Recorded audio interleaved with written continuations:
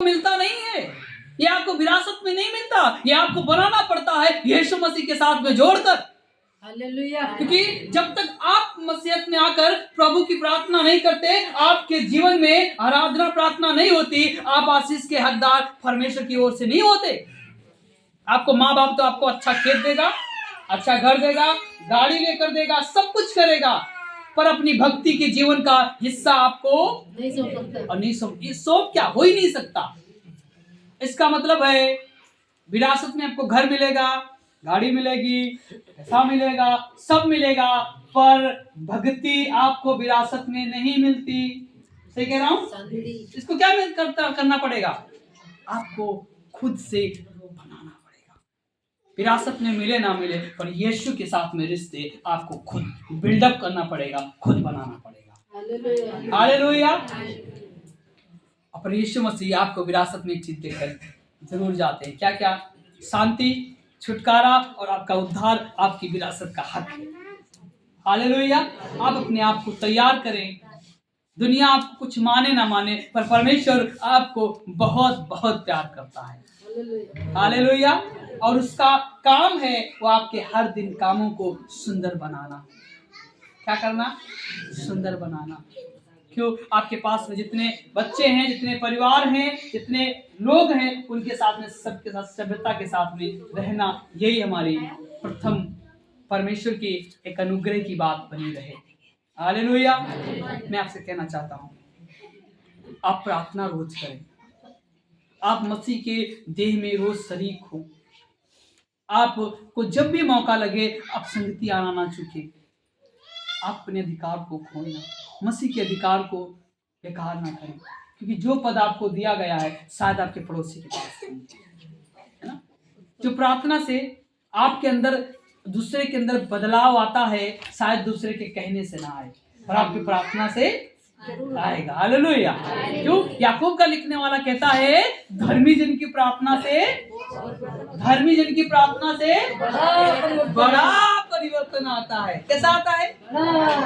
छोटा बड़ा नहीं, बड़ा सा परिवर्तन आता है ना? लेखा लेगा। पर यदि आप प्रार्थना करने वाले हैं तो अपने बड़े परिवर्तन को ला सकते हैं। हालेलुया। हालेलुया।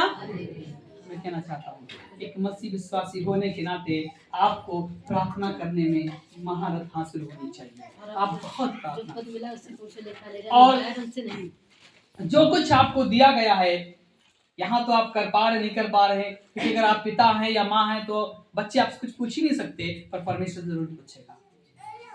परमेश्वर जो आपको हक दिया गया था, जो आपको काम दिया गया था, जो कर्तव्य दिया गया था, उसके प्रति आप खरे उतरे या नहीं उतरे?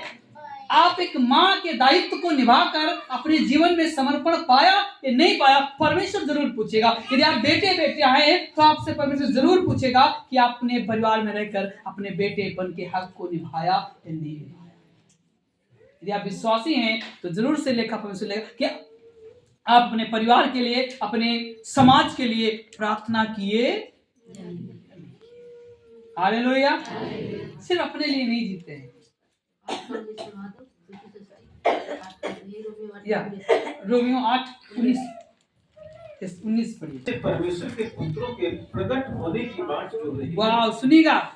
जो सृष्टि है वो बड़ी आशा भरे किसकी बात जोड़ रही है?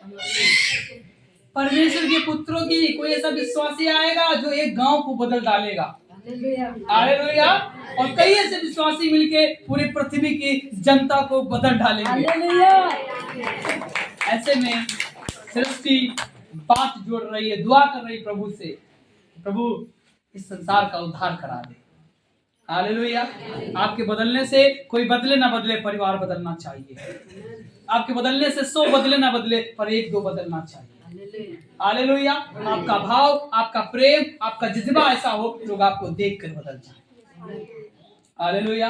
क्योंकि सृष्टि बड़े आशा से बात जोड़ रही है कि प्रभु के पुत्रों के द्वारा इस संसार का उद्धार होगा। वास्तव में प्रभु यीशु मसीह हमारे लिए आया, उसने जीवन दिया, उसने आपके लिए खून को बहाया, सूली ढोई, ताकि आप जीवन पा जाएं और बहुतायत का जीवन पाएं।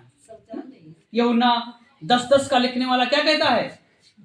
कहता है चोर किसी बात के लिए नहीं आता, वो तो घात करने, चोरी करने और नाश करने के लिए आता है। और उसका बी पार्ट कहता है प्रभु यीशु मसीह इसलिए आया ताकि आप जीवन पाए, बहुतायत का जीवन पाए। बोले एक साथ कि प्रभु यीशु मसीह इसलिए आया जीवन पाए, बहुतायत के साथ में जीवन पाए। हालेलुया।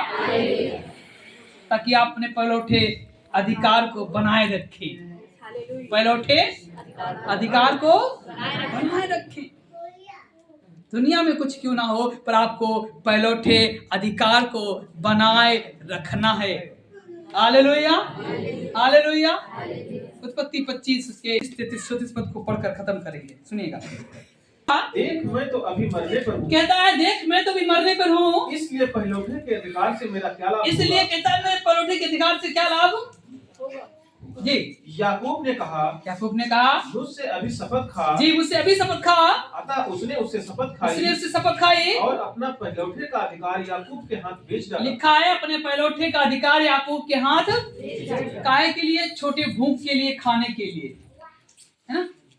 कई बार मैं आपसे कहना चाहूंगा कि आपका जो दायित्व है, यदि आपको कोई दबाए भी ना, डांटे भी, तब भी आप मसीह के विश्वास को झुठला नहीं सकते। क्यों? क्योंकि आपने यीशु को अपने जीवन में अंगीकार किया है। Hallelujah, hallelujah. यदि आपसे कुछ कहे भी तो आपके पास जवाब यस, हम अपनी इच्छा और मर्जी से यीशु को अंगीकार किए। हम अपने अधिकार को खो, विश्वास करने के अधिकार को खो सकते हैं। यीशु ने आपसे प्यार किया है। हालेलुया। सुनिएगा इनका सार क्या है। सबसे निष्कर्ष नंबर 1, पहलौठे का जो मतलब होता है, कई बार अपने आत्मिक रिश्ते को खो देना। क्या होता है? अपने आत्मिक रिश्ते को या अपने लीडरशिप, आत्मिक लीडरशिप को खो देना, है ना। दूसरी बात, अपने परिवार की आशीषों को और परिवार में जो कुछ आपको दिया गया, कई बार उससे वंचित हो जाना, है ना। और कई बार हम परमेश्वर की आज्ञा को भी छोड़ देते हैं।